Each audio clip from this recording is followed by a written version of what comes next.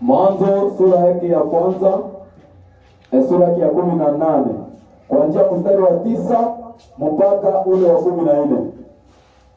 Inaongoza usomi katika jina la Yesu. Utasimama kwa kusikia neno la Mungu. Inasomeka hivi.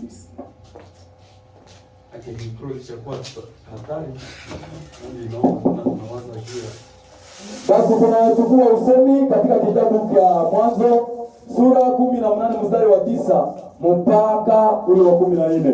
Tunaongoza usomi katika jina la Yesu Kristo. Inasomeka hivi.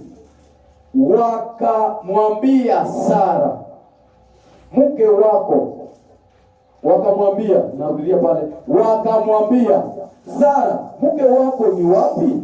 Akasema, tazama iko hemani. Mstari wa 10. Akasema, hakika nitarudi kwako wakati wa mwaka unaporudi na hema, na tazama Sara mke wako atazaa mwana. Sara akasikia kwa mlango wa hema iliyo nyuma yake. Basi Abrahamu na Sara walikuwa wazee na wenye siku nyingi, imekwisha kwa Sara kwa desturi ya wanawake. 12. Sara akacheka ndani yake akisema, nilipokwisha kuwa mzee nitafurahishwa Bwana wangu vile vile akiwa mzee. 13.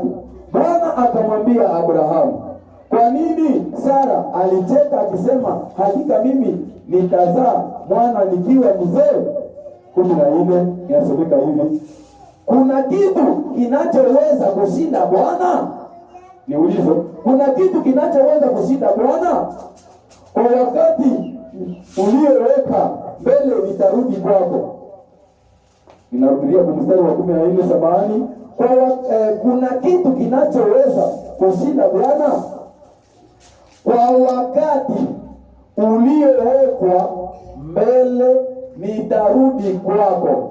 Kwa kadiri ya wakati wake Sara atazaa mwana. Neno la Mungu kwa siku ya leo. Amina, amina. Shukuru Mungu, na hakika ile ndio mambo ambayo tunataka zungumza siku ya leo. Na kabla ya kuanza somo hili, nitakwambia kwamba ndugu yangu, Mungu kwa siku ya leo atakutendea makubwa katika jina la Yesu Kristo. Hivi katika hiyo usomi nitachukua kitabu kingine katika kitabu cha Yohane sura 9. Jean chapitre 9 verset 1 à 2. Inaongoza usomi katika jina la Yesu Kristo. Na angali Yesu alipokuwa akipita akaona mtu kipofu tangu kuzaliwa. Verset 2. Mstari wa 2. Wanafunzi wake wakamuuliza wakisema, Rabi, nani alifanya dhambi, mtu huyu au wazazi wake, hata akazaliwa kipofu? Mstari wa 3. Yesu akajibu, huyu hakufanya dhambi wala wazazi wake, lakini hata kazi ya Mungu zionekane kwake. Amina, amina, amina. Baba yetu katika jina lako Yesu, wewe ndiye Mungu wa kweli, na neno hili umelitaka tulisikie siku ya leo. Acha basi useme nasi kama vile unavyotaka, na alika nguvu zako Yesu, na neema yako na upako wako ushuke kwa ajili ya neno hili siku ya leo, ni katika uwezo wa jina lako Yesu Kristo. Amina. Amen. Jambo ambayo tunataka zungumzia siku ya leo ni wakati uliowekwa na Mungu. Kuna wakati uliowekwa na Mungu. Wakati uliowekwa na Mungu. Unaweza ambia hata jirani yako pokea ibakie mumemoa. Wakati uliowekwa na Mungu. Amina, amina, amina. En français, l'état fixé par Dieu. Amina, amina, amina. Vedire kunaweza kuwa kuko mawakati za mingi, kuko mawakati zinapita, mema zile wakati kuko wakati yenye Mungu alishaka fixe, yenye Mungu alishaka weka. Amina, amina, amina. Leo tunaweza shinda Leo tunashinda hapa, hakuna kukula, hakuna kutumia chakula. Itafika wakati yenye Mungu alishakaweka wakati chakula inapatikana, sio wote tunafanya nini? Tunakula. Amen. Sasa tafsiri kwanza ya wakati, le temps c'est quoi? Wakati ni nini? Wakati tunaweza tafsiria le temps. Wakati wanasema wakati, anje hata tafsiri ore ya Biblia wala tukamate definition iko terre à terre. Wakati ni muda inayokuwa na mwisho. Wakasema wakati ni kitu ambacho kinakuwa na mwisho. Wakati mkifaza wanasema le temps c'est un durée limitée. Tofauti ya wakati ni milele. Basi kwenye hakuna wakati kuna kwamba na kuko nini? Milele. Wakasema ni ya milele, manake haina nini? Haina wakati ya mwisho. Haina mwisho. Ile ndio wanaita nini? Wakati. Wakati ni kinyume ya milele. Wakati nyingine definition tunaweza sema wakati ni saa ya kitu fulani. Saa ya kitu fulani ndio wanaita nini? Wakati. Amina. Sasa tukamate Biblia wakati ilianza wakati gani? Ama wakati ilianza kwa muda gani? Katika Biblia walianza konde 1 2 3 4 ama saa 2 saa 3 saa 4. Wakati gani? Amina. Wakati ilianziwa, wakati Biblia inasema mu Genèse chapitre 1 verset 1 mpaka 3. Inasema katika mwanzo Mungu aliziumba mbingu na nini? Na dunia. Mungu aliumba mbingu na dunia. Pale kwa mstari wa 3, wakati inakuwa vile Biblia inasema wakati Mungu alikuwa anamisha mbingu na dunia akasema nuru iwe. Ndio wakati ilianza kwa mwanzo wa dunia. Mezamani ava dunia ikue kulikuwa na Mungu milele. Ndio wakati Mungu anaanza umba nuru kuwa, dunia kuwa, nini kuwa? Deja pale wakati wameanza konde. Mungu alishaanza konde deja. Amina. Kabla Mungu aumbe kulikuwa na Mungu tu eternite, kulikuwa na Mungu milele. Biblia inaenda kuambia kwamba wakati wanasema katika mwanzo, ndio wakati wanasema mwanzo iko kianjilio kia kila kitu. Ndio na wakati ilikuwa na iko na mwanzo pale mwanzo tu. Definition nyingine tunaenda kuta wakati wanasema wakati. Ukikamata Apocalypse chapitre 10 verset 6 inasema kwamba itafika wakati itaishaka. Aseme itafika wakati inafanya nini? Inaisha. Ndio leo tuko wakati niko na konde, unaingia wewe saa 2, saa 3, saa 4, saa 5, eli na nini. Zamani kuondoka na hakuna zile mamombe. Zamani walikuwa na jua kukonde siri basi ya nini? Unaona makuku sasa kwa mfano tunalala. Wanasikia kuku inaanza sema deja walikuwa wanafanya maana unafanya nini? Unakuja. Kwa mfano wa peshe, makuloba masamaki. Au walikuwa wanajua maana wakati unakuwa hivi, baki ni saa 9. Wakati unakuwa hivi, wakati ya samaki zinakuyaka. Alafu ile ndio iliacha ni facilite watu waweze kujua wakati. Yaani selo Biblia mu Apocalypse 10 sisi inasomeka kwamba kuna wakati itaishaka. Vile leo tuko na konde, watu tuko na konde wakati. Wakati itaishaka siku gani? Itaishaka wakati Yesu amekuja kamata kanisa yake. Maana Biblia inasema wale wanayomwamini wana uzima wa nini? Na Yesu atakuyaka anatia kamata walio wake wanaishi naye milele. Kwa ile wakati hakutakuwa tena 10 semene mwezi wakati itakuwa tayari imefanya nini? Imeisha. Haleluya. Wakati sasa tunataka kugusia kile wakati uliowekwa na Mungu. Nikamatia kitabu cha Zefania chapitre 3 verset 19. Zefania chapitre 3 verset 19. Yaani mwanzo Genèse 1 kule ndio kulikuwa mwanzo ya wakati. Apocalypse 10 sisi inaenda sema itakuwa mwisho ya nini? Ya wakati. Yaani wakati tutaishi na Mungu katika milele yake. Hakutakuwa tena nini? Wakati. Tukamate somo ndani ya pili. Nikamatie wakati, tunapenda tujue tuko na definie kwanza wakati. Ndio. Zefania chapitre 27 tunasomeka nini mbio? Hakika inasomeka hivi. Oui. Tazama kwa wakati ule nitapatiliza wote. Tazama kwa wakati ule mimi Mungu nitapatiliza wote, ndio ambao walikutesa. Wale ambao walikutesa nitawapatisha haya kwa wakati wako. Unasikia? Wale wenye ndio ni watoto wa Mungu. Mungu anawaambia, tazama kwa wakati nitapatiliza wale waliokucheka, nitawapatisha haya, ndio na nitaokoa mwenye kuchechemea, na nitaokoa mwenye kuchechemea wakati ile wakati itafika, ndio na kuokota mwenye kufukuzwa, na nitaokota mwenye alishaka fukuziwa, yeye ninamkokota, ndio na nitawafanyia kuwa sifa na jina, na nitawafanyia kuwa sifa na jina.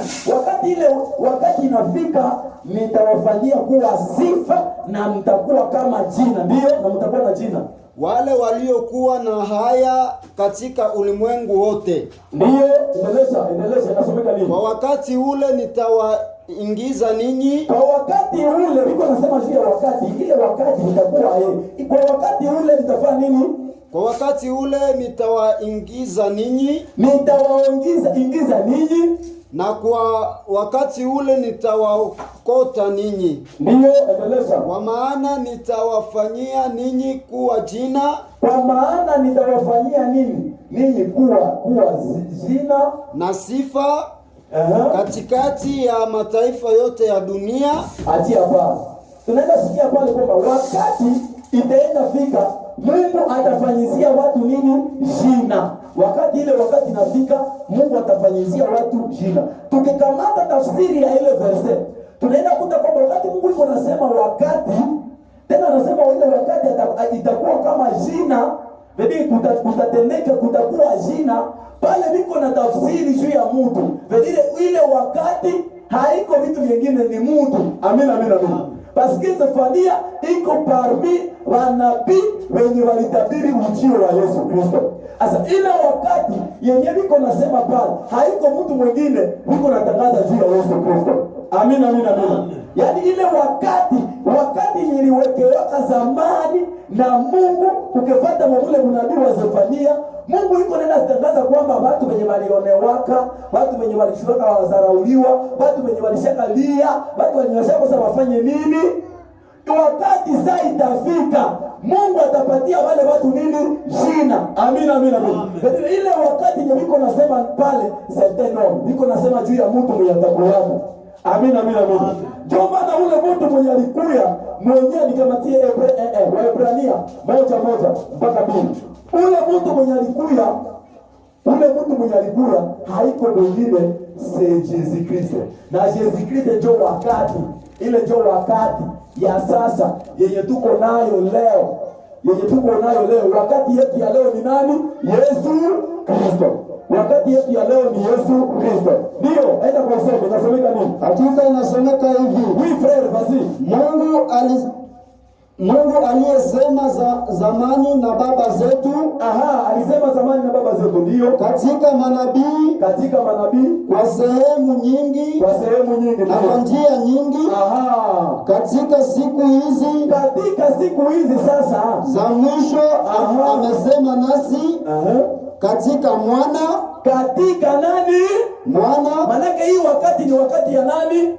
Ya mwana. Hii wakati ni wakati ya mwana. Amina. Ile wakati niko nasema hapa, wakati uliowekwa na Mungu, ile wakati ni mwana. Vile leo mwenyewe anaweza sema na watu wenye walishaka choka, wenye walishaka lia, wenye walishaka wafanye nini? Inaomba mwana njia waseme nao. Ile wakati haiko mtu mwingine, seki Jésus Christ. Amina. L'état là c'est Jésus Christ. Yesu ndio ile wakati. Hakuna ule wakati mwingine isipokuwa nani? Yesu Kristo. Kwa zamani Mungu alisema nasi kupitia manabii, kupitia hali mbalimbali, lakini kwa leo anasema nasi kupitia nani? Mwana. Ndio wakati ya leo seki Jésus Christ. Amina. Nikamatie Matthieu chapitre 17 verset 1. Mathayo. Siku ya leo wakati yetu ni Yesu Kristo. Yesu ndiye wakati yetu. Kuanzia mstari wa kwanza mpaka 5. Wakati yetu leo ni Yesu Kristo. C'est lui notre temps. Yeye ndio wakati yetu. Wewe mama mwenye uko pale, mimi nataka kuambia kwamba wakati yako mwenye Yesu umesikia Zefania iko na tabiri. Wakati itafika, watu wenye walikuwa wamelia, wamekosa wafanye nini, waende wapi? Mungu ataleta sasa wakati wake. Na ile wakati tunaenda sikia kwamba haiko mwingine, ni Mungu ndio yuko nasema. Mwenye atakuja na kia panguza watu machozi. Sono seki, Jésus Christ. Okay, hii ni wakati, hii wakati haiko mtu mwingine, hii wakati ni Yesu. Amen, amen, amen. Kwa hii wakati inaomba tunasikia nani? Yesu Kristo. Oui, frère. Matthieu 17:1 mpaka 5 inasomeka. Hakika inasomeka hivi. Oui, vas-y frère. Na nyuma ya siku 6 Yesu akatoa Petro na Yakobo, Ukaenda namna gani? na Yohane ndugu yake, pamoja naye, ndio, na kuwaleta juu ya mlima mrefu peke yao. Akageuzwa sura mbele yao. Akageuzwa sura mbele yao, msikie pale neno ya ndio. Sura yake ikang'aa kama jua. Ikang'aa kama jua, ndio. Na mavazi yake yalikuwa meupe kama nuru. Ndio. Na tazama, Musa na Elia wakaonekana kwao. Musa na Elia wakaonekana pale. Tuko najua kama wakati ya leo ni nani? Eske ni Yesu kama vile Waebrania amesema. Ndio, Musa na Elia wakatokea. Na tazama, Musa na Elia wakaonekana kwao. Wakaonekana vikaenda namna gani? Wakisemezana naye. Basi Petro akajibu nini? Akamwambia Yesu, Bwana, ni vizuri kwetu kukaa hapa. Endeleza.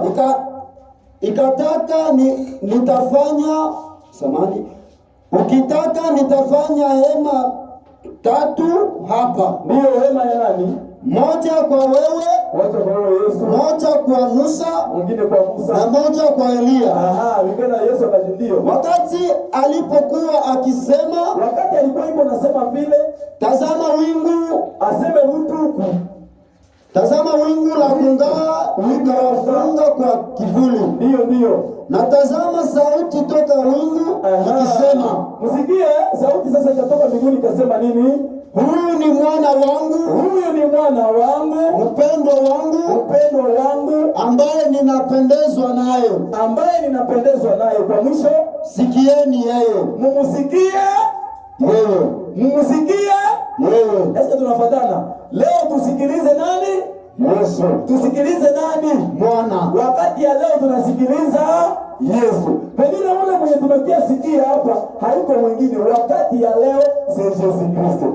Mwenye kila mtu mwa hii dunia anapaswa sikia.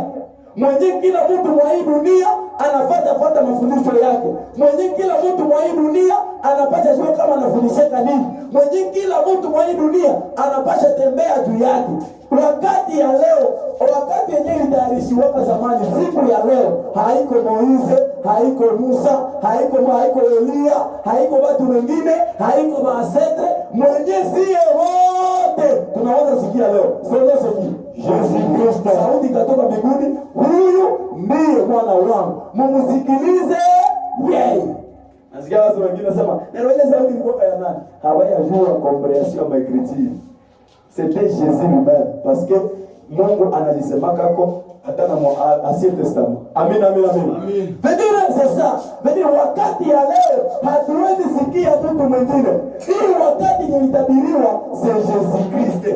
Wanasema kwamba tumsikilize yeye. Mhebreu 1:1 kwa zamani Mungu alisema kupitia manabii. Maana Mungu alikuwa anasema zamani kupitia watu gani? Manabii. Maana kwa leo haiko tena manabii, mwenye tunaisikia nabii mwenye iko yule wa nabii ni nani? Yesu Kristo.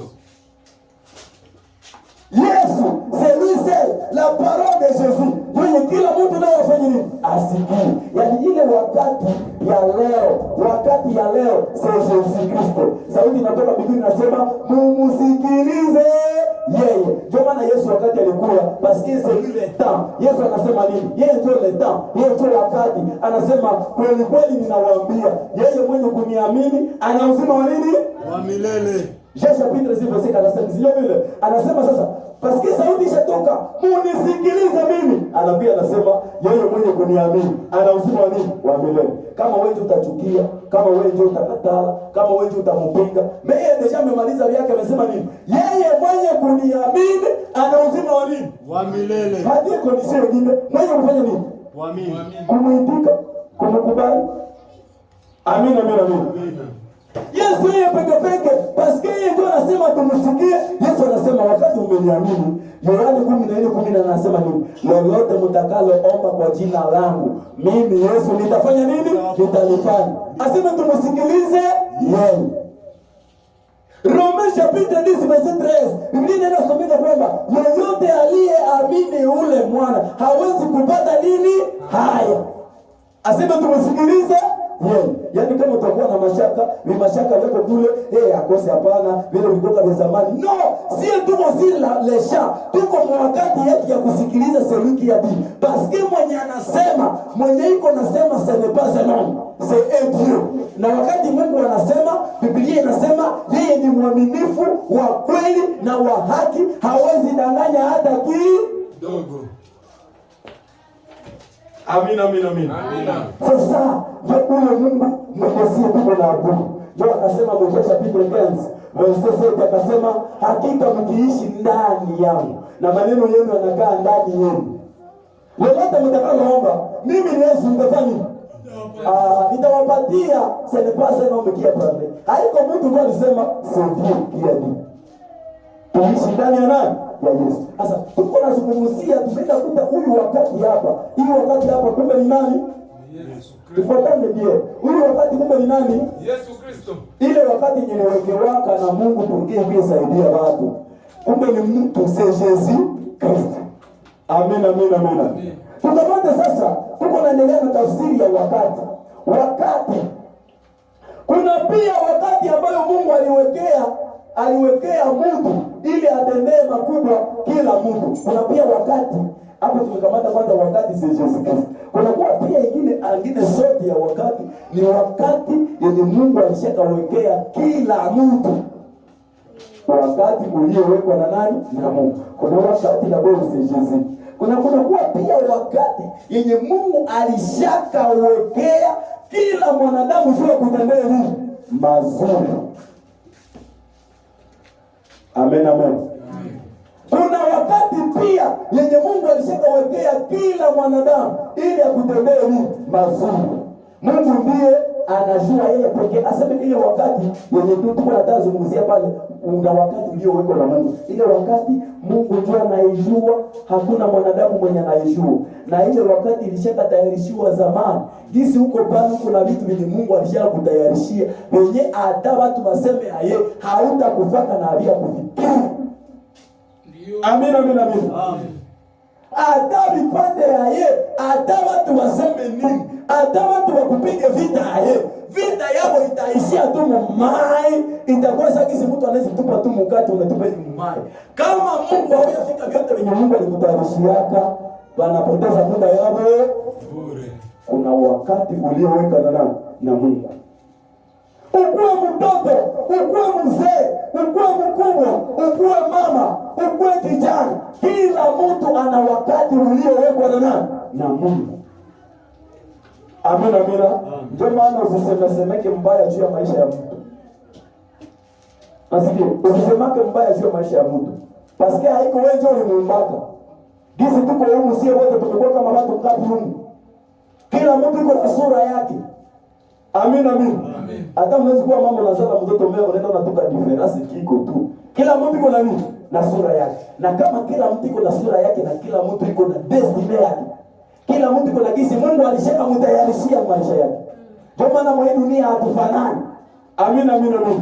Kila mtu iko na neema yake. Kila mtu iko na kisi Mungu alishafanya. Ashamwekea. Na kila mtu iko na wakati yake ni Mungu alishakafanya nini? Alishakamwekea.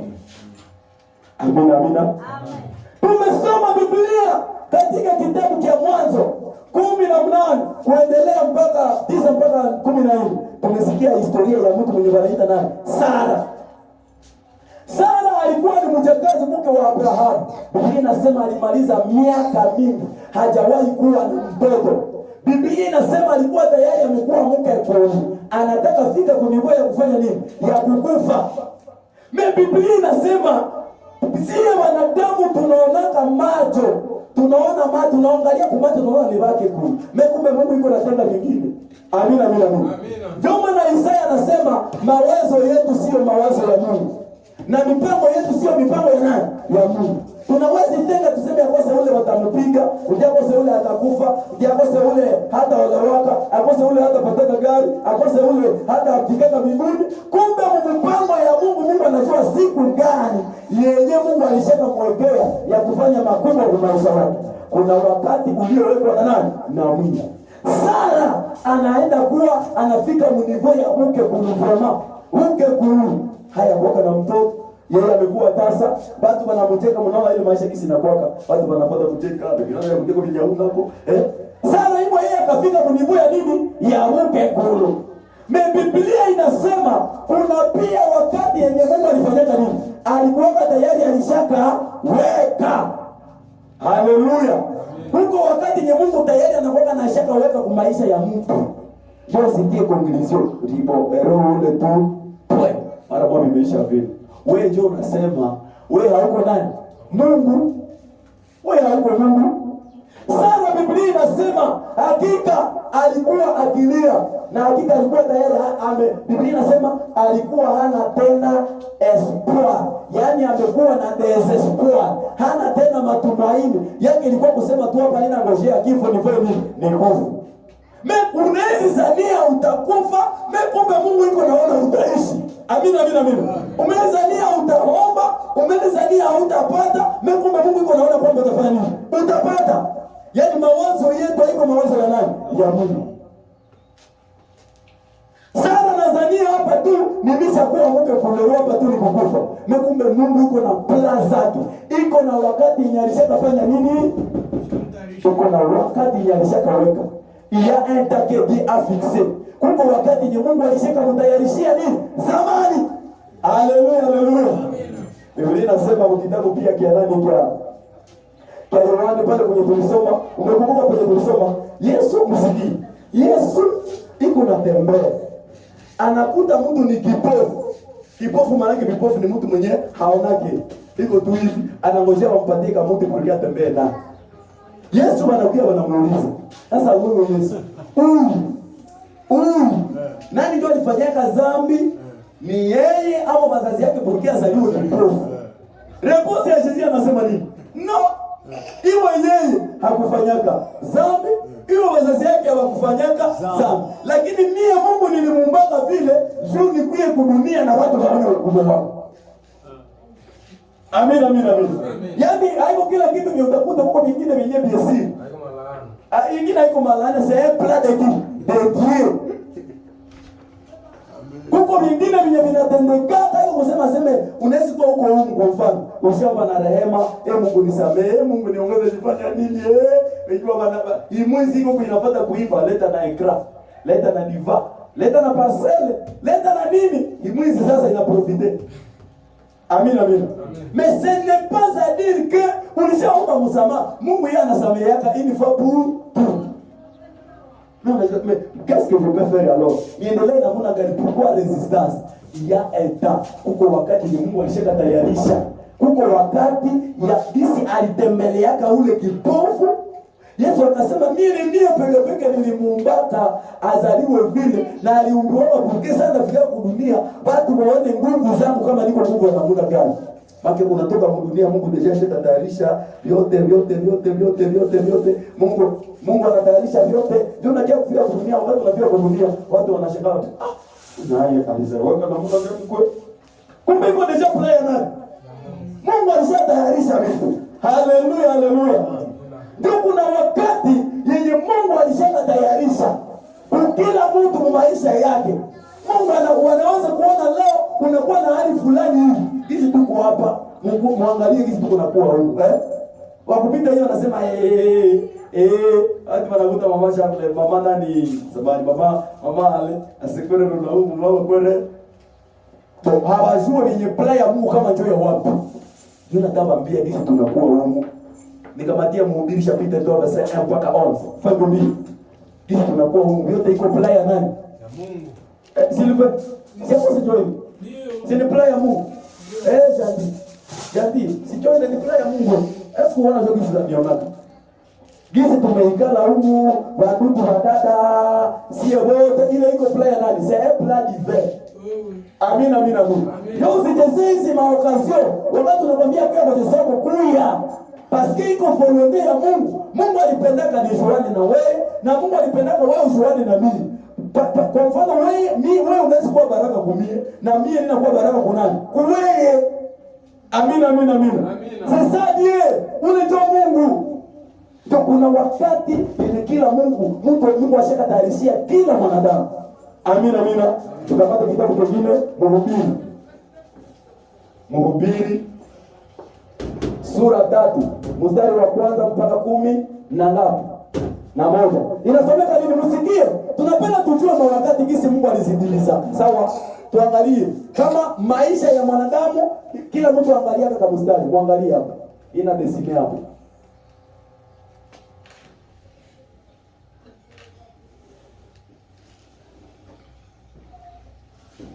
Uangalie kale kama mstari pale. Kale kama mstari usikasa wake maisha yako. Unaona? Asipo unasikia? Ndio. Kila mtu asisahau kale kama gisi nimedesine pale. Soma ile verse sasa msikie. Gisi Mungu alitengeka maisha ya nani? Ya kila mtu. Ndio inasomeka nini? Hakika inasomeka hivi.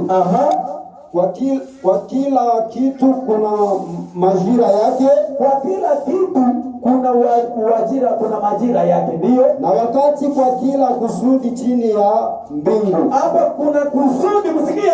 Kila kitu kinajimanifeste, kuna koka na kuko kose. Sawa? Na kuko kinaacha kile kitu kinapatikana kwa ile wakati, ndio. Mstari wa 2. Wakati wa kuzaliwa na wakati wa kufa. Kuna wakati wa kufanya nini? Kuzaliwa. Kuna wakati wa kuzaliwa na wakati wa kufanya nini? Ndio. Wakati wa kupanda. Kuna wakati wa kupanda chakula na wakati wa kungoa yaliyopandwa. Kuna wakati ya kupanda na kuna wakati ya kuvuna. Wakati wa kuua. Kuna wakati wa kuua na wakati wa kuponyesha. Na wakati wa kuponyesha, ndio. Wakati wa kubomoa. Kuna wakati ya kubomoa na wakati wa kujenga na wakati wa kujenga. Vile yote ni maplani za Mungu, sawa? Ndio. Wakati wa kutoa machozi. Kuna wakati ya kutoa. Mtu anashinda iko nalia, hiyo Mungu mie, hiyo Mungu. Kuna wakati ya kutoa machozi na wakati wa kucheka. Asikia Mungu anaona desoro. Mvi ndio ile fikisi tunatembea hata siku. Leo unaweza lia, kesho utafanya nini? Leo unaweza kosa, kesho utafanya nini? Haiko kusema ni vya milele, iko kwa wakati tu. Amina. Endeleza frere usomi. Nasomeka nini? Mstari wa 4. Wakati wa kutoa machozi na wakati wa kucheka. Ndio.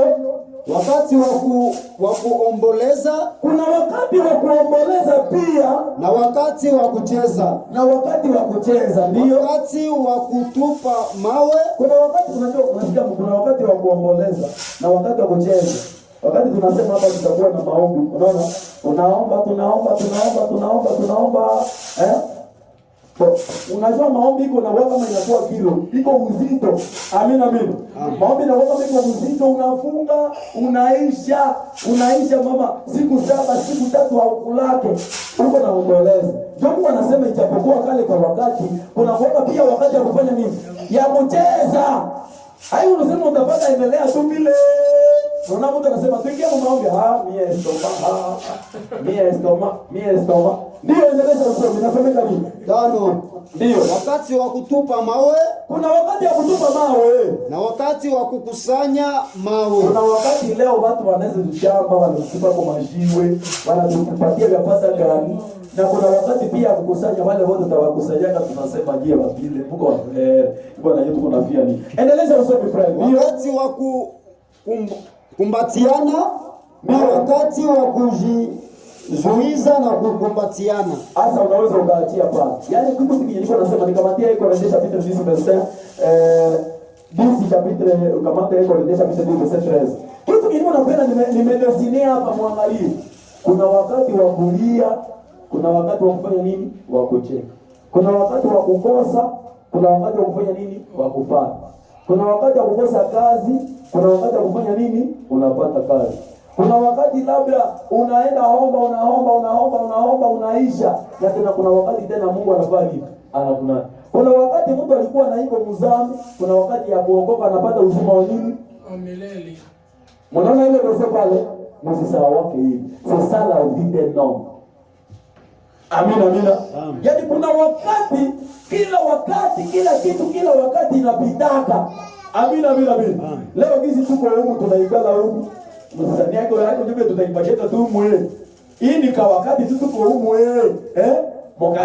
mashamba kama zidi hapo. Tunaikala huko tuko naabudia huko wakupita hiyo wanasema hii ni wakati, kuna wakati ya kuanja mkashamba na kuna wakati ya kuweka mulusomo ndo wakababu. Amina. Leo tuko napiga sende hapa. Kuna wakati ya kupiga sende, wala kupiga mikono, na kuna wakati mwingine hivyo isimena kuwa mapapari zilisha kuwa hivyo watu wanachezea watu bie. Wakati etape par etape. Amina. Eko rendesha pita nikamatia eko rendesha. Wakorintho wa kwanza. Chapitre 10 verset 13. Mbio Mathayo. Wakorintho wa kwanza sura 10 mstari wa 13. Unasomeka nini? Tusikie verite pale. Kila kitu kiko na wakati yake. Wengine unaweza leo unateseka, magonjwa vinakukwako. Hivyo unapata jisema kama niko Mkristo. Tena ndio Mkristo. Ndio ninakwamba tena ni magonjwa. Sikia nikwambie, siku ya kwanza nilisemaka magonjwa inataka kanjo mwili. Mea inataka mtu wa ndani. Amina.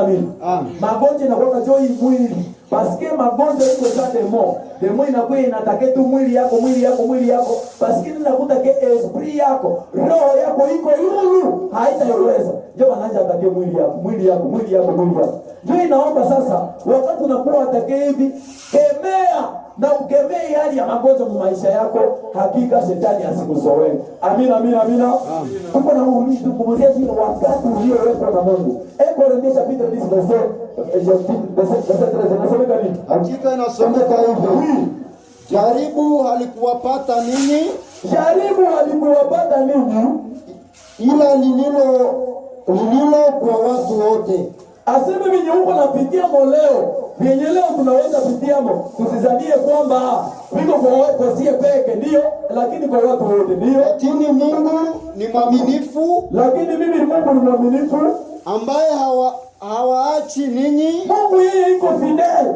Ijapokuwa tunaweza pitia vitisho, tunapitia majaribu, tunapitia vitisho, tunapitia magonjwa, tunapitia majaribu, tunapitia kukosewa. Biblia inasema yeye hawezi kutuacha.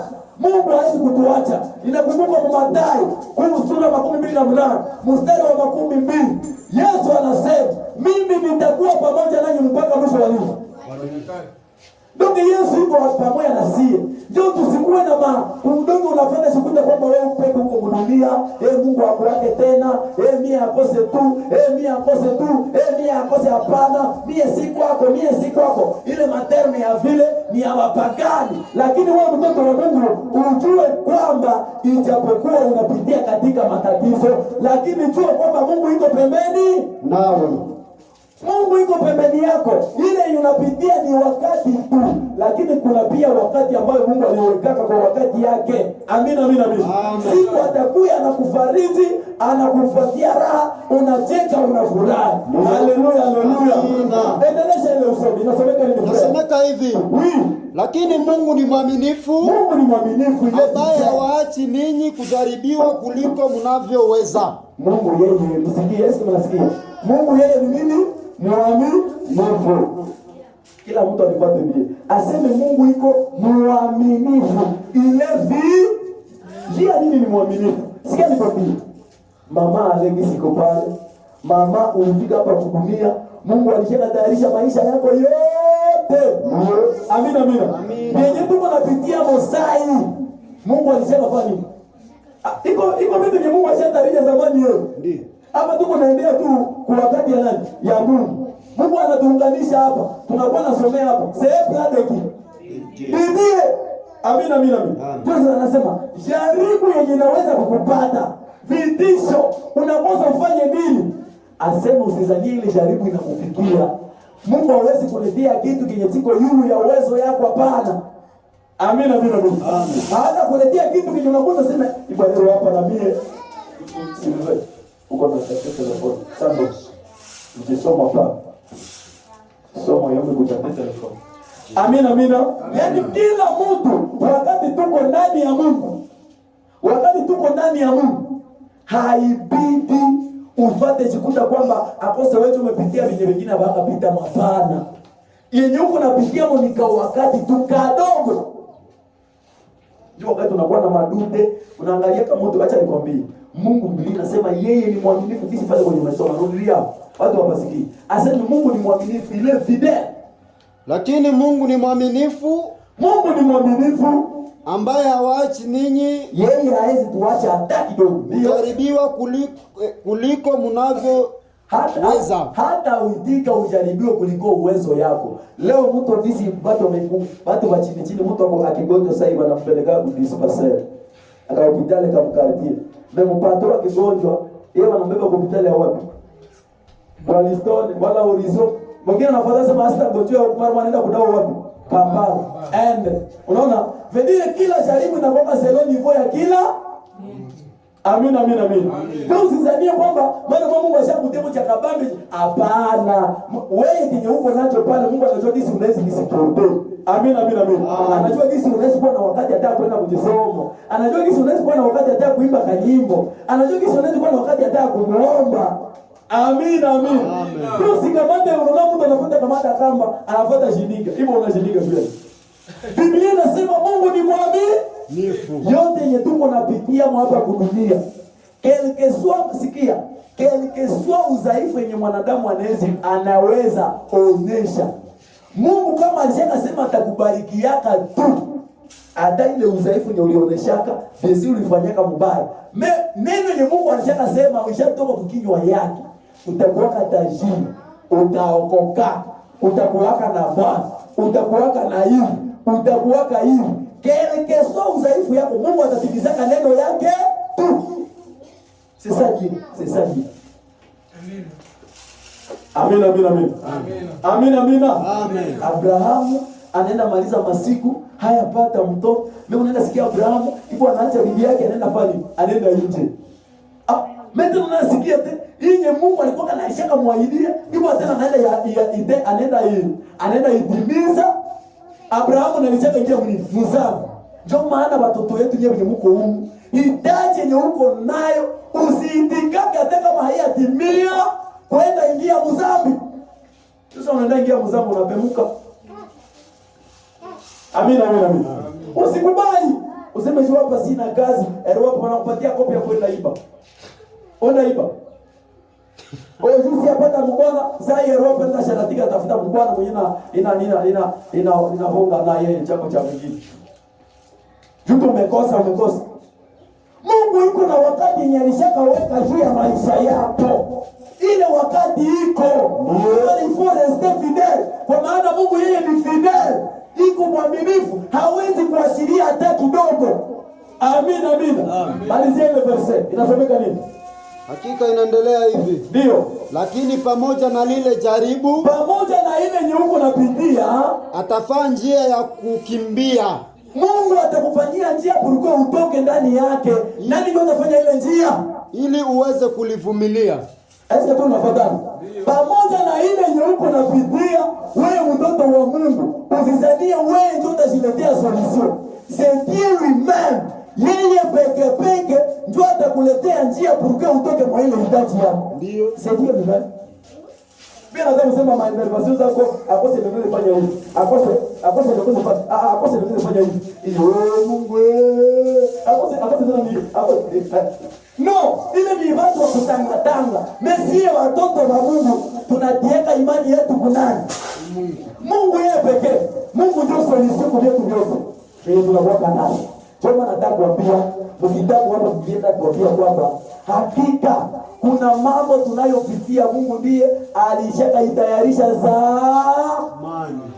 wakati unapitia jambo. Leo watu wanasema ule Jacobe ule watamuanika, watamuua, tutamuua ule, tutamfunga, mtoende mpieshe. Unaona mtoto mwingine makesho hivi na hivi. Kwa sasa atasema hivi, tunamtia mprizo. Hata kama watu wanatupieshe aye. Kama haiko volonte ya Mungu, watu wanapoteza muda yao bure. Tutamuua. Mimi najua Biblia inaniambia Deuteronome 32:39 nasema kwamba Mungu ndiye anawaka. Hakuna kitu kingine kipitika hapa dunia kama haiko Mungu ndiye alitia simetile kwanza. Si ndiye ndevepa hata watu watenge wanapoteza muda yao bure. Haleluya, haleluya. Amina. Ndio wakati ilishakatengewa na Mungu. Mungu alishakatenga vile vyote. Biblia inasema kabla Efeso 1:4, Biblia inasema kwamba Mungu ndiye aliumba yote kabla ya kuweka misingi ya dunia. Wanadamu wote wenye watabikiko mwa hii dunia Mungu alishawatayarisha zamani. Wote wenye watazaliwa kwenye wanabakilia Mungu alishawatayarisha zamani. Wote wenye watakufaka mumasasi Mungu alishawatayarisha zamani. Wote wenye watagonjoka vitu gani Mungu alishawatayarisha zamani. Dieu a déjà prévu tout. Ephésiens chapitre 1 verset 4. Mon proverbe, Mezali sura 16 mstari wa 4. Mungu anasema Mungu alifanya yote akiwa na lengo. Hata na shetani alimuumba. Yeye shetani nani? Mungu. Tanyewa kuomba tumkatekate tumtupie bombe. Hata mtupie bombe shetani atakwambia tu shetani. Lakini sisi tunapigana na shetani kwa imani yenye tuko nayo. Tunamwambia shetani, na wewe uliumbwa na Mungu, lakini sasa tunafanya kazi ya Mungu, toka. Amina, amina, amina. Na Yesu akatakata shetani, wewe utamkatakata. Uko basere mwenye huwa analeta kila mtu auze mpanga $10 ndio akatakata shetani. Watu wanagombania mpanga. Asema ukatekate mpaka jasho na kutoka, shetani anaishi. Anaishi. Watu wanakata waye pa shetani anabakia tu shetani. Ile ni mshika kutokujua. Lakini si watoto wa Mungu. Ijapokuwa matatizo yenye tunapitia, lakini tunajua kwamba Mungu yeye pekee. Mungu anaweza kufikisha shetani anakuletea magonjwa. Ule Mungu tena jiko na uwezo wa kuimpose shetani anatoka. Mungu yeye pekee. Kwa imani unakuwa nayo kwa ule Mungu atabia shetani toka. Au unaona imani ya wewe? Mimi nataka wewe olio waje kwa Mungu unanjia mara kwa shetani. Shetani anakukatakata, inakulimbia bombe, inakukatakata. Tumkanyakie. Kwa piga kwa shindo. Taifa linapotea uongoza kufanya nini? Kuyua. Lakini si watoto wa Mungu, kuko na wakati yenye Mungu alishaka tutayarishia. Sara anaenda ikala pale. Biblia inasema siku zinapita, wanamcheka, wanafanya nini? Jinsi wewe huko pale. Labda kukisi tuko nakuwa tu hapa mwa kanisa yetu. Jinsi tuko nakuwa na tembea tunahubiri. Watu wanatucheka, angalia wale, nini na nini. Siku tulikuwa na hubiri na mie na Silvena nani kule. Mweme, tuko na hubiri Yesu. Watu wanasema na watu gani tunaanza cheza pale kwanza kisha pale mashile zile za vere. Hata na kwanza wanazania watu tuko wadao basi. Tuko bakubinya na bitabu kunisha dawa. Tuko naanza cheza pale, hawajui wenye tuko hapo. Mimi tunajua wenye tuko hapo. Hata kama watu hawasikie, Mungu deja anajua kama nani tunatafuta pale. Hata wakati tunavila kumisha tunaomba sasa. Sema bali naombea kazi ya kila mtu. Kama kuna uisha nini? Tia yule. Mungu anakuona. Sasa ninapiga magoti msoko. Na mwenye alikuwa nafasi ambaye Mungu anasikia, alishinda kamata libilingana na analikia yule. Alikuwa kama ndio nafasi ambaye kama ni alikuwa kama msoma ndio anaikia yule. Nini? Donc unaenda na kisi watu, kwa shi tuko nafanya kazi ya Mungu. Ndio unaweza kuwa unajidekuraje huko, utapasa hatuko nafaa kitu. Kuko watu wenye tuko nasaidia. Amen. Kuko watu wenye tuko nasaidia pia. Tulitoka kule tukafika hapa nyuma Msonga hapa nyuma.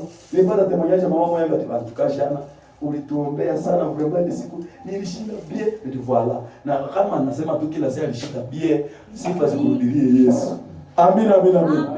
Ndio Sara yeye akabakia tu pale. Yeye ndiye alipokuwa alikuwa na decouragement. Biblia inasema kwamba wakati wake ulifika, wakati ilifika. Yule kipofu iko na ingala pale, iko tu pale yule kipofu. Kumbe Mungu alikuwa anashaka kujua tu wakati ya Sara Mungu alishaka kujua. Wakati ya nani?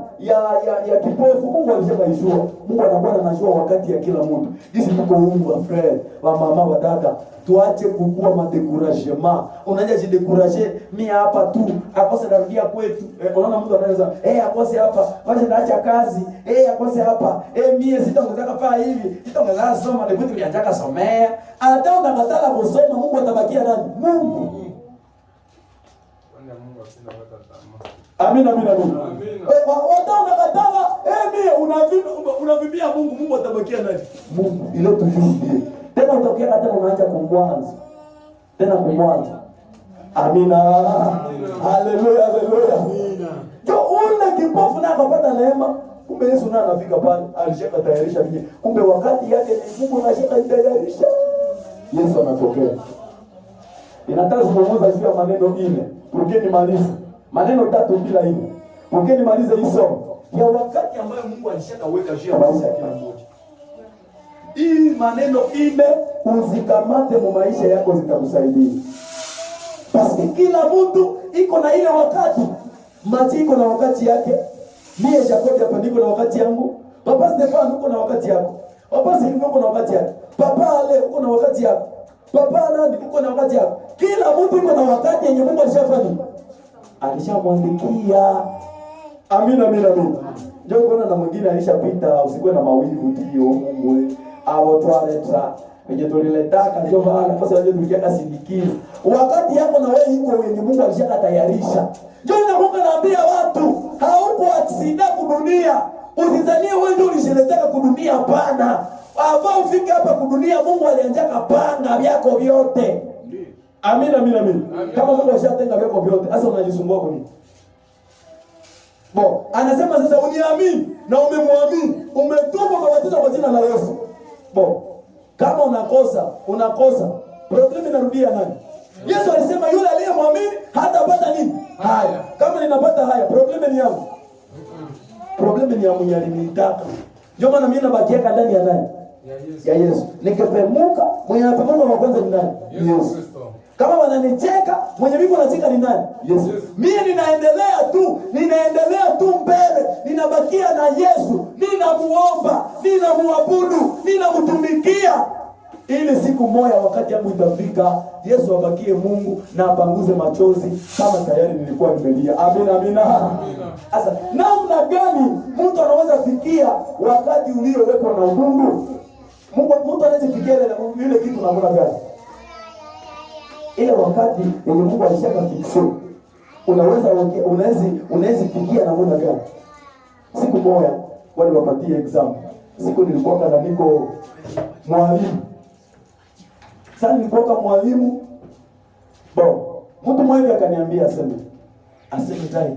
Ni mwalimu pale kama miaka 5 hivi. Nilifundisha kwa kule primaire, kule Makinga kule. Na miaka 2 kafundisha kwa sekondari. Mtu mmoja sasa nifika hapo nigote. Mungu, kaiona na mama bibi Mungu wangu. Ndio wama siku kanikwe. Unatoa masomo anampatia 2000 francs. Kukonje. Kila mtu wale 2000. Ndio wanawaambia morale, mtapokea matrikile iko na kuya, usiachake. Wewe unataka acha. Nikafika kunikoa. Ikafika wakati sasa, tena mwanga ikataka anja. Ndio tena ninarudia. Kumbe Mungu msikie plaza Mungu yeye anashaka tayarisha. Ndio maana rangondre zetu kama unaona tunaonana hivi tunapatana. Hata sio mziongo. Kama unaona Mungu anatupatanisha tunakuwa watu wamoja, iko mbele ya Mungu. Sasa kwa kitu kimoja tu, kenye wewe haujui kinaacha Mungu anatupatanisha. Amina. Wakati Mungu inataka anja, msikie sasa. Ninasikia aseme pale ku Avenue Mikundi pale kukianda ile. Aseme kuko nani examen examen ya watu wa kutafuta kazi kama Johnny. Asa kuko tunatafuta test. Watu wako natafuta kwa prof bade, mmoja anaenda Durba na mwingine kama wade. Wanatafuta kwa prof wabili wa kufundisha Anglais. Alafu akasema mmoja ataenda Durba, mwingine anaenda Kalemi. Asa msikie vya Mungu. Mie sijulikani. Naona mmoja wenye niko pale na mimi nikasikia ile efo. Acha na mimi sasa niende nipozea hapa. Kule maduka unasikia kule kuna maono kuta nasikia na nguka ujiwe. Ibanga ya tano. Na mimi nikapata pale examen, wananiambia yeye what are you doing? Na mimi na respond. Mais wengine wote kwa kama wazuri kama 20 personnes. Wote wakashindwa. Mie mwenye sijulikane, mimi nikafanya nini? Mimi ndio nikaweza. Mimi na mwingine vile mmoja hivi na akaenda Kalemi, wakati ninafika mimi ndio nikaenda Dundo. Nikashangaa est-ce que tu kuweza, est-ce que tu ndio niliendaka na si nikaenda leo nisema sasa hep plan diki dodi ndio nikaenda fika kule wakapata nipatia anglais premier année mpaka 6e année anglais nikawa prof anglais nafika kule wanafunzi wananipenda terrible teacher molakisie wana unafundisha ndio unapiga na dasa voilà. Alafu ikafika wakati sasa wanaona nipatie kama $100 kumwezi. Ikafika wakati sasa masomo prof mwa hivi bakamlongoka pale akakufa masomo ikaharibika. Kumbe wakati Mungu ananifaa vile mwa ile wakati Mungu ananitayarisha sasa ulishafika huku sasa achana na vya walimu. Ile masiku na ndio kwa masomo wakanivote nikakuwa niko napatia mtu na manate maonyesho yake. Wakanipatia wakanivote kwa masomo, jina niko vya somo pale sasa pastor. Kule juu. Wakasema sana ukwe umonie. Niko na wananita kule ya mbindu chipita. Dongi nana kemea zambi sana vya vile. Na kwa na ubiri, Yesu ni wapie, Yesu anaokoa, nini na nini. Bo watu wale wangala wakati niko naniona wanaanza niipite muhereve yao huko. Sasa siku moja msikie masomo pale nimekuwa imeharibika. Donge na wanafunzi washaamia kuingia masomo ile ni bora sana donaisha shikikana. Watu wanaanza kupata maveni. Mimi nikafika nikasikia wakaniinvite mkaingize dereve kama sema nini nikaenda hubiri kule. Nikabombe. Ilikuwa kilite ya wajeni ni wa huku hamuna tena makazi. Mungu anashindia tumpako. Mtu anatumika nini na nini. Sasa nilimaliza ile tema msikie mapala za Mungu. Okay. Nina halala sasa. Niko kwangu wale kwenye napanga, niko nasinzia, Mungu ananitokelea nasema, "Wewe ulienda kufundisha wapi? Hawana makazi. Mbona na wao hauna kazi?" Msikie bien. Play ya Mungu. Mungu akanionyesha tableau ya hii ya noa. Ilikuwa tableau ya noa hii. Akasema Mungu akasema uko profe achana na ile magrade yako. Saa hii unaona wanaandika kutafuta simu kupiga ndazi. Na ile ndazi utakuwa naisha moya desa. Ndazi ya mabosi. Amen. Alafu wakati nilikuwa kwa vile niko naambia nilipita mwe zepla ningependa niseme nibakie tu avec manglais what are you talking about vitu kuna vile Mungu yuko mwingine yuko na system zingine. Amina. Mungu ananipatia ile nani nasema aenda faa vile ninalamuka na suka na kweli kazi sinayo kose acha niende faa vile kwa sijue na kama bidazi wanaitaka namna gani. Ninaanza kutengeneza, ninaenda tafuta mama mmoja hivi ananifundisha pale, nilikuwa kama na 12,000 francs. Nilisahau wakati uliowekwa na nani? 12,000 francs nilianja pa. Mimi akanifundisha mali sasa nikatupa kule manani, naanza pita mwingine mandazi. Hata nasema prof. Ni kama napemuka hivi. Kumbe ilikuwa njoo mlango. Mungu anafungula sasa. Nikatumika na wafanyakazi nikawaita. Huku nikutema nikatosha wanaume bado wana watatu. Wengine naona hapo washakuwa mabosi hata. Mwingine nikamtosha beni waine. Bakia tulifanya kazi msimwa na nimepata nyumba. Simwa. Na nilianza mgapi? 12,000. C'est que je vous dis c'est la vérité. Amina. Kama nataka kuambia kuko wakati yenye Mungu alishaka fixe. Ndio unaona Mungu anatuunganisha hapa usicheze na vile tuko nasema hapa. C'est un plan de Dieu. Alléluia. Leo unaona mtu anapenda kumbe nipate kazi, nilikuwa na shida kubiro. Na biro, unaona kuna biro. Biro. Mimi hapa kumbe nilikuwa natafuta kazi, kumbe nipate kazi ya hivi. Mtoto mwenyewe yuko hapa natabia. Kweli. Kazi ya watu ndio ni ya mzuri baeta. Ukikuwa mkazi ya watu, angalia kama utatafuta kazi yako namna gani. Sio wakati unakuwa mkazi ya watu unakuwa deja domination. Mesa uko mkakazi kako wewe peke, unakajera kakisi unapenda. Amina. Ndio maana niliwaambia kama mkwe na kazi ngapi? Kazi kumbe. Wewe mtoto wa Mungu unasomea kazi zile kazi kumbe. Saa mwaka mbili taisha tena uliza kila mtu. Na ndio utajia niulize. Amina. Sasa namna gani mtu anaweza fikia hii wakati ambayo Mungu aliwekeaka? Namna gani mtu atafikia ile wakati?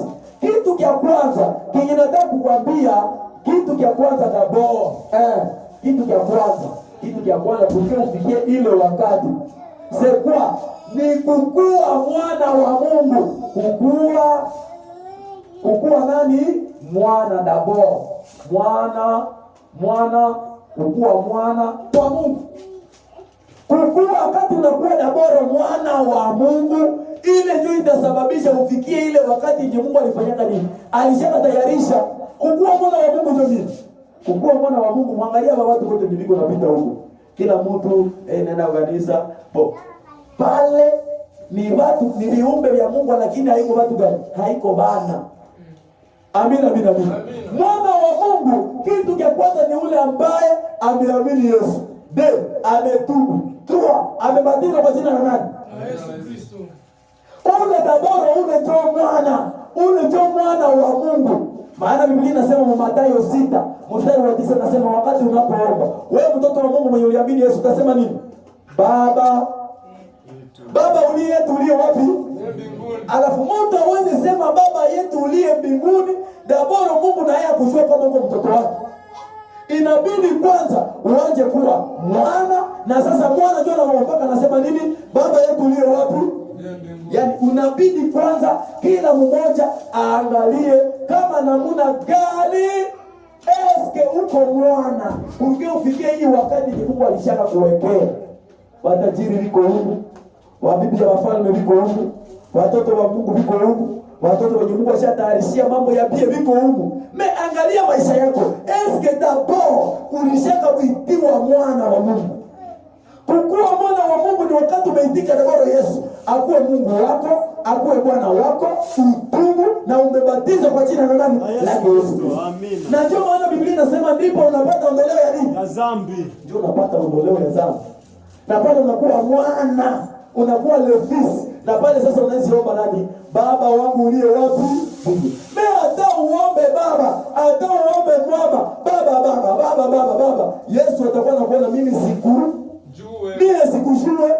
Amina. Ndio maana kukua mwana ni mfano ya nani? Ya Sara na Abraham.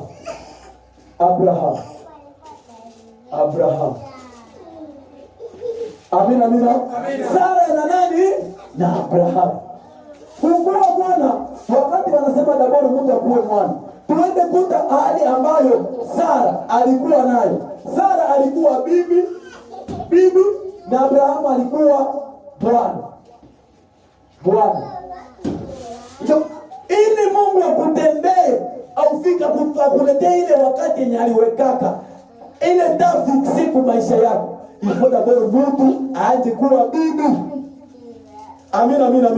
Inabidi daboro mtu aje kuwa nani? Bibi. Kama utakuwa bibi, yani Sara alikuwa na bora, alikuwa ni bibi. Bibi anafananisha na nini? Na kanisa. Inabidi waje kuwa bibi. Inabidi waje kuwa mwana. Mwana ndio bibi. Wanamuita bibi ya nani? Bibi ya harusi. Ni bibi ya harusi na bwana yake Abraham. Bwana yake Sara alikuwa Abraham. Naye jina lake nani? Bwana, naye ni Bwana. Bwana wetu Abraham anafananishwa na nani? Na Yesu Kristo. Yesu ndio Bwana, na yoyote ambaye amemwamini yeye ni nani? Ni bibi. Amina. Yoyote ambaye ameamini Yesu, yeye ndio kanisa. Yeye ndio bibi harusi. Sasa ili Bwana akutendee makubwa, ili ambaye aliwekeka kwa wakati wake, ni lazima daboro ukuwe bibi harusi, ukuwe mwana wa nani? Wa Mungu. Ukubali daboro nani? Yesu. Utubu na ubatizo kwa jina la nani? Yesu Kristo. Amina, amina, amina. Kwa daboro nakuwa Sara. Sara alikuwa bibi, na bibi harusi anafananisha leo na kanisa. Na kanisa ni kila mtu ambaye ameamini nani? Yesu Kristo. Abrahamu anakuwa bwana, na bwana wetu wa leo Abrahamu anafananisha na nani? Na Yesu Kristo. Wakati umeamini Yesu Kristo, Yesu anakuwa bwana wako na wewe unakuwa bibi ya harusi wake. Ndio ili Yesu akutendee makubwa, ni lazima dabord uanje muitika uwe mwana wako. Na sasa utaanza omba, Baba yangu ulio wapi? Mungu. Jina lako lifanye nini? Yesu. Pasipo ile utakuwa tu unaomba unafanya ndio kama uyaka njia ile jo numero number 1. Kwa mwana Bwana. Sasa ni numero kitu cha pili, tuangalie maisha ya Sara. Biblia inasema turukie Sara Mungu amutendee, aseme Sara d'abord. Mungu alimletea promese Sara na anaikala ndani ya hema. Na anaikala ndani ya nini? Ya hema. Sara alikuwa anaikala ndani ya hema. Yaani kitu cha pili ni kusema kukaa ndani ya nani? Ndani ya Yesu. Ili wakati ukufikie, ili ufikie ile wakati, ni lazima ufanye nini? Ukae ndani ya nani? Ya Yesu. Umekuwa mwana, ni salama. Lakini ni lazima sasa ubakie nani? Ubakie ndani ya Yesu. Ukue ndani ya nani? Ya Yesu. Nikamatie kitabu pale. Ukienda tu kwenda kumaliza. Matthieu chapitre 11 verset 28 à 29. Lazima mtu akae ndani, kukua ndani ya Yesu. Mujia chapitre 15 verset 7, Yesu anasema mkikaa ndani yangu, lolote mtakalo niomba mimi Yesu nitafanya nini? Yaani wakati umekuwa mwana, nishati kukua ndani dabao. Ukue ndani, usikue nje ya Yesu. Kuwa ndani ya nani? Ya Yesu. Kuwa ndani ya Yesu pia. Ndio. Hapana mguru mwingine nakuwa nje, wengine mguru nakuwa ndani. Hapana. Imagine mguru wako nakuwa huko, na wengine nakuwa ndani. Ungaona nani? Hauna mshimamo. Lakini mtoto wa Mungu mwenyewe amekuwa mwana wa Mungu, mwenyewe iko kama Sara. Sara alikala katika hema, na alikala katika hema, na mule muhema ndio mwenyewe promese ya Mungu ilikuta Sara. Na Sara kwa wale nimesema ni yule aliyeamini Yesu. Kama umeamini Yesu, baki ndani ya Yesu Kristo. Ukibakia ndani ya hekalu, ndani ya Sara, nasema ndani ya hekalu, mule ndio utapata nini? Ile wakati yenye Mungu alishaka tayarisha itakukuta unaikala mule ndani. Yaani promese zetu tutazipata ndani ya nani? Ndani ya Yesu. Ndio. Matie pale nasomeka vipi? Inasomeka hivi. Oui, vas-y. Kujeni kwangu ninyi wote mnaosumbuka na wenye mzigo mzito. Kujeni wote ninyi wote mnaosumbuka na wenye mzigo mzito, nami nitawapumzisha ninyi. Nani atapumzisha? Yesu Kristo. Ndio. Tieni nira yangu juu yenu. Tieni nira yangu juu yenu. Na mufundishiwe nami. Na mufundishiwe, yani mufundishwe nami, ndio. Kwa sababu mimi ni mpole na mnyenyekevu wa moyo.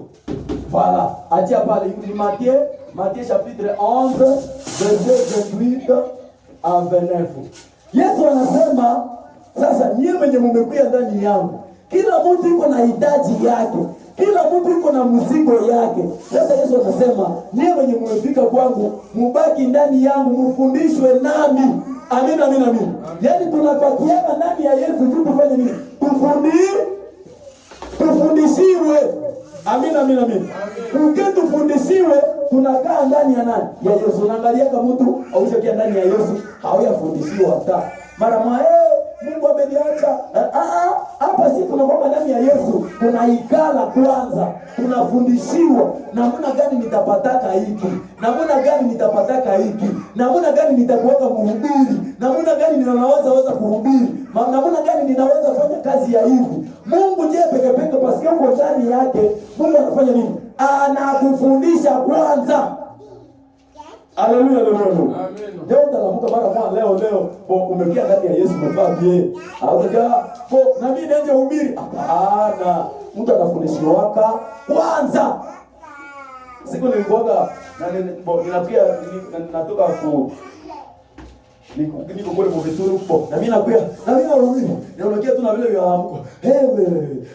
Wanakuuliza kesho. Unatomboka unataka pana ngume hauna verse.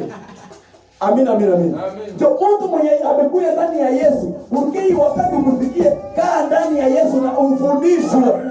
Amina. Sara alikuwa anaikala ndani ya hema. Na mule ndio mwenyewe alipata hakika jibu ya hitaji ambayo alikuwa nayo. Unaangalia kwa watu Biblia inasema kwingine Sara wakati Mungu alisema kwamba atazaa, Biblia inasema kwamba Sara alicheka. Nasikia. Sara alifanya nini? Alicheka. Ambo inatamaanisha watu wenyewe wakati niko ndani ya Yesu kuliko wapate mafundisho ya Mungu, yeye anadharau maneno ya Mungu, anazania kwamba Mungu ni kama yeye. Sasa Mungu anamwambia utazaa. Mimi anafanya nini? Anacheka. Yaani majibu ya nini? Ya kadharau. Amina. Yeye anaona kama ni mzaa. Mimi nakwambia wewe mtoto wa Mungu, mwenyewe uko nafika hapa. Maneno yote Yesu anakuambia ni kweli na ni amina. Kama utaidharau wewe na kuona mimi ndio ni kweli. Amina. Ndio wakati usiku hapa unafikia unaanza unadute. Mungu yuko anakuambia saidie kibali. Amesema yoyote aliyekuja kwangu sitakubali arudie kama vile alivyokuja. Saidie kile mimi. Na sasa anakuambia wewe mwenye umekuwa kwake, umekuja kwake ili hii wakati kufikie kaa ndani yake na ufundishwe. Mtu anafundishiwaka, useme wanaombaka namna gani? Namna gani mtu anaweza funga? Mtu anasomaka verse namna gani? Mtu anatumikaka namna gani? Mtu anawekaka pesa namna gani? Vile vyote unafundishiwa. Ndio. Amina. Sasa nimeenda kuta Evalere moja hivi. Siku moja msikii. Watu wa misaada wanakiandikisha watu. Wakati wanakiandikisha watu, wanasema inaomba siku ya 3 nyewe mmeandikiwa. Nyewe wote mtakuya kila mtu akikamata misaada yake. Wanaleta makaunga, maloso. Alafu ikafika wakati watu wanapatana kumustari. Toke mustari na njia 7 inafika kule kama yeye. Nero mimi mwenye niko hapa. Ukishaona muhimu yuko hapa mbele, wewe kuishi uko kule kama yeye. Unapata sema asitafikia kule, wewe utafikia kule kwenye watafikia kushinda. Na wewe mara unapata toka hapo, unaenda nafasi nyingine, nafika unawaisha fika kushinda na najua anataka kushinda. Ule mtu sasa alitoka wakati anatoka kumstari, anatoka kumstari anaenda nafasi nyingine. Anaenda fika shina yake na wameipita hako. Amina. Ndio maana wewe mwenye uko ndani ya Mungu usiseme mbona siku zangu zimechelewa. Hapa sie wote tuko ndani ya Yesu, iwe mie, iwe wewe. Sie wote tuko mbele ya Yesu. Yesu iko naita jina ya kila mmoja. Wewe wakuchoka, siku yako itafika na huko tena kumustari. Unapoteza ile wakati, tena utokieko unaanza kwa processes. Tena unaanza ndio maana tunabakia ndani yake na tunafuatana, tunafundishwa na yeye. Basi mule ndani ndio mwenye Yesu atakwambia wakati yako imefika. Wakati yako imetimia. Wakati yako imeenea. Bakia ndani ya nani? Ndani ya Yesu. Haleluya. Wakati utatoka unaenda nje, unaenda tanga kule. Biblia inasema mwana mpotevu alitoka kwao akaenda mbali. Sasa aliendaka akazania kwamba yeye amefika, akafika kudivo, akaenda kula na nini? Na manguruwe. Chakula ikaisha. Kumbe sasa utatoka hapo unaenda kula na manguruwe, utaenda kuta kwamba tena umekuwa maisha ya nguvu tena wimbo utokiaka unarudia tena alirudie kwenye shizita. Tena unaanza huko yeye. Ndio atuitwe kutoka. Tumeitwa kukaa ndani ya nani? Yesu. Na ndio maana Yesu anasema mkikaa ndani yangu na mimi ndani yenu, lolote mtakalo niomba hakika mimi Yesu nitafanya nini? Nitawapatia. Kitabu kingine pale na tuko naenda maliza, kuna bakia tuwe moja. Petro wa kwanza sura 5 mstari wa 6. Pierre 5 6 mpaka 7. Soma pale bio watu wasikie. Badi maneno hii niko nawaambia pardon. Ifo ninawaambia kweli. Hii ndio unasema kila mtu angojea wakati wake. Sasa utangojea wakati wako na kuna gani? Kwa utangojea wakati yako na uko nje. Inaomba ungojea wakati yako yenye Mungu alikutayarishiaka. Daboro na uko ndani ya nani? Na uko mwana wa Mungu kwanza. Umekubaliwa, dhambi zako zimesamehewa, na kitu cha pili umefanya nini? Umekaa ndani yake, unafundishwa na yeye. Petro wa kwanza sura 5 mstari wa 6 mpaka 7 inasomeka nini? Inasomeka hivi. Mjinyenyekeze basi chini ya mkono wa uwezo wa Mungu. Ndio, endelesha. Ndio, ili awatukuze ninyi. Ili mjinyenyekeze. Ndio wenye sasa sio wenye tuko ndani yake. Sawa? Sio wenye tuko ndani yake. Sio wa mama, sio wa baba, sio wenye tumekia ndani ya Yesu. Ni shari tufanye nini? Mjinyenyekeze. Ili awatukuze ninyi. Jua atutukuzake siku atutukuze kwa wakati wake. Kwa wakati wake. Kwa wakati wetu. Kwa wakati wetu. Maana si tuko ndani ya Yesu, na ile wakati mwenye anaijua ni nani? Yesu. Mwenye anajua ile wakati c'est Jésus lui-même. Sasa sie mwenye anatuambia tukae ndani yake, Mungu anasema tunyenyeke. Kama wanasema kunyenyekea sekwa ni kuikala ndani yake, kusikia mafundisho yake. Na wakati tuko na mnyenyekea tunamsikiliza, njoo atatutukuza. Unaikala mbio. Pia sasa ukala. Tuikale ndani yake ili atutukuze kwa wakati yake nyiko na kuia kila mmoja. Siliveko na siku yake, niye siku yangu, ule Jadiko na siku yake, mama Aleko na siku yake, kila mtu kule iko na siku yake. Ni Mungu alishaka tayarisha. Sasa tubakie ndani yake, tufundishwe na Yesu, atufundishe neno yake, ile siku itafikia kila mmoja. Verse 7 inasomeka nini? Wekeni masumbuko yenu. Soma bien. Wekeni masumbuko yenu yote juu yake. Wekeni. Sasa sikia. Wakati tuko ndani ya Yesu, tumekaa ndani yake. Wakati tuko na ngojea hii wakati, Mungu anasema tufanye nini? Wekeni masumbuko yenu yote juu yake. Wekeni sasa ile masumbuko yako yenye kuna kusumbua, magonjwa, lokasio, vitu gani, kukosewa, vitu gani, nini, kazi, bwana, mwanamke, nini, ile masumbuko yote. Asema tufanye nini? Tuikamate, tuiweke kunani? Tuiweke kwa Yesu. Kwa ile wakati tuko na ile matatizo yote yenye tuko nayo hapa, mimi yangu yuko niko nayo, mizigo yako ya ule. Kila mtu na mzigo wake aikamata ingie kunani? Ule Yesu mwenye tuko na abudu hapa. Tunakaa ndani yake, anatufundisha na sisi yenye tuko nayo tunamwachia havyo. Ndio mtaenda kuona wakati tuko natembea msafari, Mungu iko na kata mkimwa kimoja. Anakata mkimwa kimoja. Wanashibia ule. Mungu anashibia ule. Asema tumuwekee nini? Mizigo. Rudilia mwale verse 7 bien. Wekeni masumbuko yenu yote juu yake. Wekeni masumbuko yenu yote juu yake. Wekeni masumbuko yetu yote. Masumbuko yako yote uyaweke mbele zake. Sio tunaibaka. Amina. Acha kujisumbua, naona mtu iko nafuata agonda. Wewe mtu mzima unafuata kwa ndile wewe ulishumbaka. Uko unashileta hapa kudunia ndile, eske wewe ulishileta hapa kudunia? Eske wewe ulishumbaka kwanza? Mungu akisema sasa anakuacha, eske wewe utaweza kujipatia ile pumzi uko nayo? Sasa yenye huko napitia Mosai, mara mbona unapanda hangaika, Mungu wewe, hiyo tena Yesu wewe, hiyo vitu vya vile hapana. Masumbuko yetu yote tuiweke kunani? Ku Yesu. Wakati unafika ndani ya nyumba, wakati unakuta kuna difficulty, kama unataka nyimbo ka wokovu, imba.